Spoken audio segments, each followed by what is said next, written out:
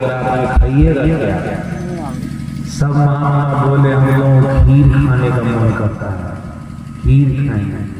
तो लक्ष्मीनाथ देव जी महाराज बोले आधी रात को आए हैं, खीर मांग रहे हैं, दूध की व्यवस्था होगी इतनी रात को, चावल तो ही हो जाएगा, चीनी भी हो जाएगी, लेकिन दूध उतना कम नहीं, बहुत सारे मामा लोग हैं। दूसरी चीज बोलिए, सभी महात्मा जिद्दी थे, बोले नहीं हम लोग खीरे खाएंगे, खीरे खिलाएंगे। अब सोचे कि ये सब मानेगा नहीं, झगड़ालू महात्मा होता है। देखते हैं कुंभ मेला समय सब नागा महात्मा वही कैटेगरी का होता है, लड़ाई करने वाला होता, क्रोधित से होता है। बोले इसको तो समझाएंगे, समझवे नहीं करेगा, अब हमें को कुछ करना पड़ेगा। अपने शिष्य को बोले लक्ष्मीनाथ देव जी महाराज जाओ चूल्हा पर कढ़ाई चढ़ा दो और कौल से पानी निकाल करके कढ़ाई में डाल दो और नीचे से आंच लगा। जब पानी फूलने लग जाएगा तब सड़क पर से एक सूप बालू ला करके कढ़ाई में डाल दो, पानी में बालू। शिष्य कहता है गुरुदेव ऐसा करने से क्या होगा? का ऐसा करने से खीर बन गई। चल कहता दूध चावल से खीर बनती है कि पानी में बालू से? का मैं जो कहता हूँ सो करो। चेला वही किया, चूल्हा पर कढ़ाई चढ़ा दिया, उसमें पानी डाल दिया, नीचे से आंच लगाया, पानी खोलने लगा, सड़क पर से बालू ला करके डाल दिया। कुछ देर के बाद एक नंबर का खीर बन करके तैयार हो गया। बालू पानी से खीर नहीं न बनती है, ये लक्ष्मीनाथ मंदिर ने अपनी रिद्धि सिद्धि है, अनहोनी को होनी में बदल दिया है। जब दूध चावल से खीर बनती है, यहाँ पर बालू पानी से खीर बना दी, अनहोनी होनी में बदल रही है, अनहोनी होनी में बदल रही, खीर बन करके तैयार। चेला जाके कहता गुरु महाराज खीर बन गई है, का दो आसन सबको बैठने के लिए, बुलाओ सबको, दिए सबको बुलाए, सबके आगे आगे पत्थर दिए, सबको खीर परोस दिए।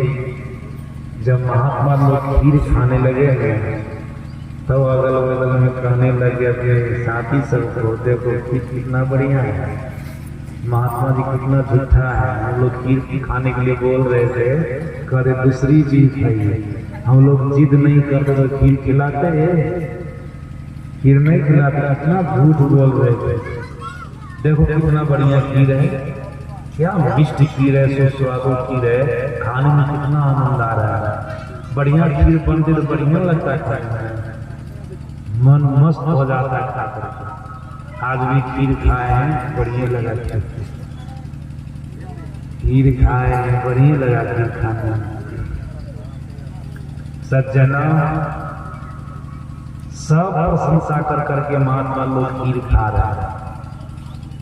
इतना बढ़िया खीर बनी थी, न भर पेट खाने का था, पेटों से ऊपर तक खाया, कण तक खा लिया।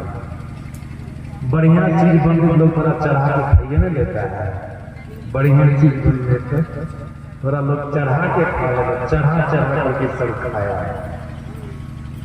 जब सब जा करके सोया, सुबह में अभी शौचालय से बना हुआ है, सबके बाहर जाना पड़ा भैया, सब मंडल लेके शौच करने गए और शौच करने बैठा तो भड़बड़ करके बालू पेट से निकला, सबके पेट से बालू निकला। जब सब एक जगह जमा हुआ, एक दूसरे से पूछा तू शौच किया तो क्या निकला? का शौच नहीं निकला, बालू निकला। काम से जो बालू निकला, हम तो बालू में निकला। हम लोग खाए खीर रात में शौच न होना चाहिए, पेट से बालू क्यों निकला? चलो महात्मा जी को पूछते हैं। आए लक्ष्मीनाथ मंदिर महाराज के पास, रात में खीर खाए तो शौच न होना चाहिए, बालू कैसे निकला पेट से? कल रात में उतनी रात को खीर मिलती है खाने के लिए, खाए बालू तो निकलेगा क्या? बालू खाए, हाँ कल का पानी था और सरल का बालू था, हम सोचे आप लोग लड़ाकू महात्मा है, कौन आप लोगों से मुंह लगावे, तो अपनी रिद्धि सिद्धि से बालू और पानी से खीर बना दी। रिद्धि सिद्धि से खीर बनी, इसलिए बढ़िया लगे थे, बढ़िया लगे थे। आप लोग खीर कहाँ खाए, बालू खाए पानी खाए, बालू पानी खाए, खीर कहाँ खाए। बोले तो लक्ष्मण ने महाराज हमको विवश कर दिए, तो कर दिए खीर खाने के लिए, और किसी को विवश नहीं कीजिएगा।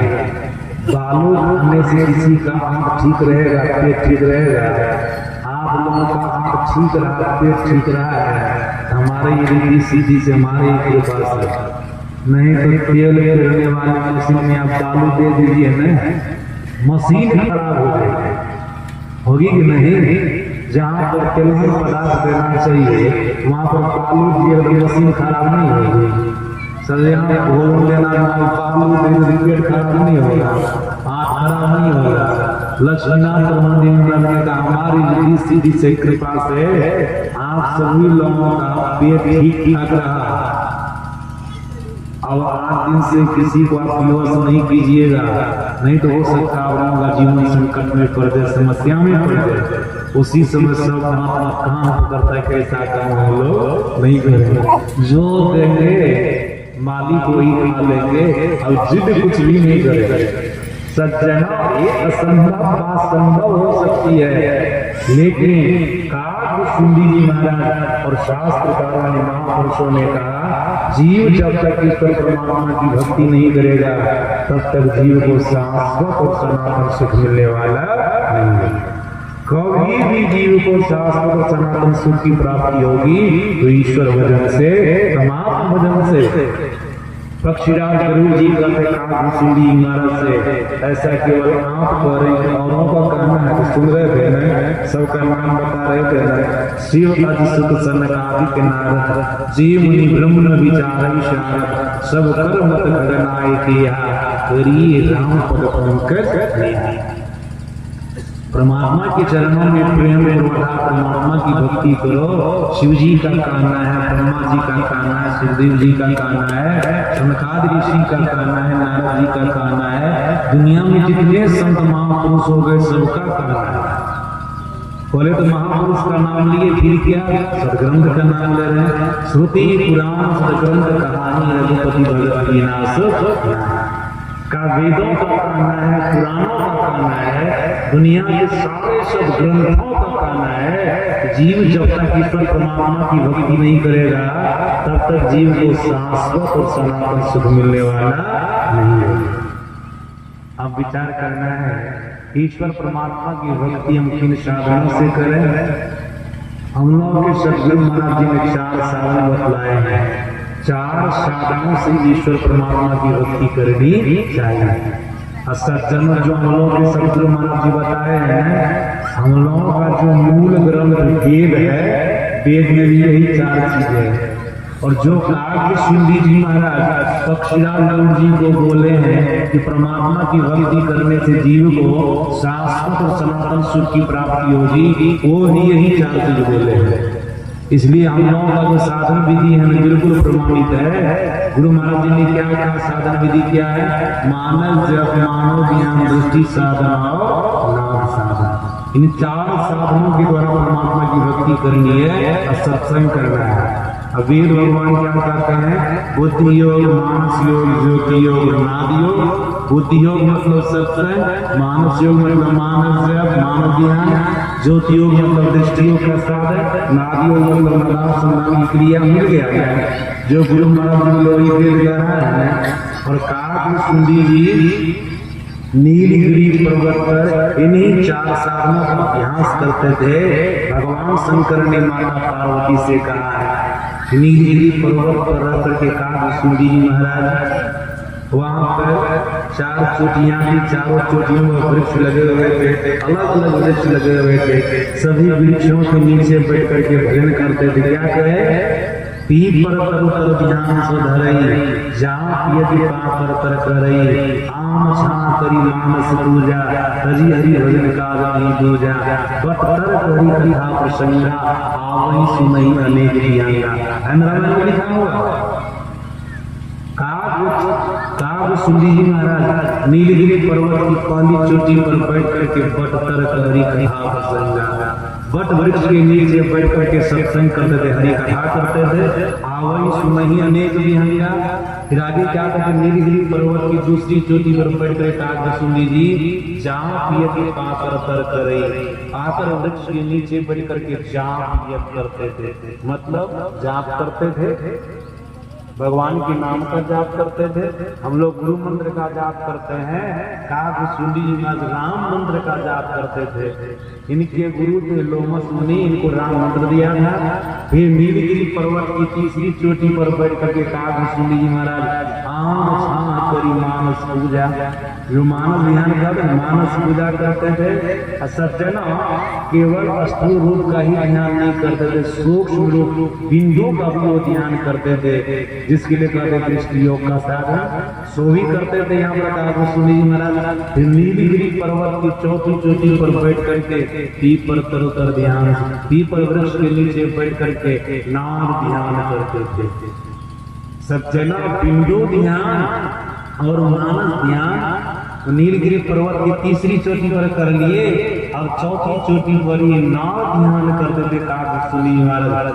है धर्म ग्रंथ से बाहर की साधन विधियां उनकी है, बिल्कुल धर्म ग्रंथ से प्रमाणित साधन विधि है सदगुरु महाराज जी की। इसलिए हम सभी लोगों को गुरु महाराज जी के भजन भेद पर विश्वास करना है। जो भी दीक्षा मिली है बिल्कुल विश्वास करके आप भजन कीजिए, मानस जप कीजिए, मानस ध्यान कीजिए, दृष्टि साधन कीजिए, नाम साधन कीजिए, सत्संग कीजिए, यही परमात्मा की भक्ति है।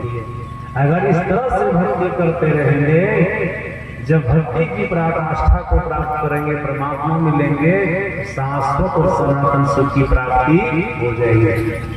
और क्या हो जाएगा, इस अवस्था को प्राप्त करने पर आप जन्म मरण के चक्र से भी छूट जाएंगे, आवागमन के चक्र से भी छूट जाएंगे।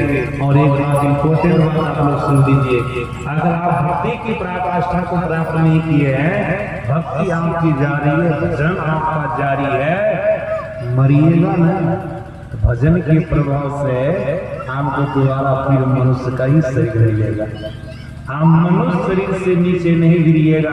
सदगुरु महाराज जी ने कहा भजन का स्वाद भी, मतलब थोड़ा अभ्यास भी जीव को महाभय में जाने से बचा, मतलब 84 में जाने से बचा लेता है। सज्जना भक्ति की पराकाष्ठा को, परमात्मा को पा लीजिएगा, जन्म मरण के चक्र से छूट जाइएगा, शाश्वत सनातन सुख की प्राप्ति हो जाएगी। ऐसी अवस्था को प्राप्त नहीं किए हैं, बार बार मनुष्य का शरीर मिलेगा।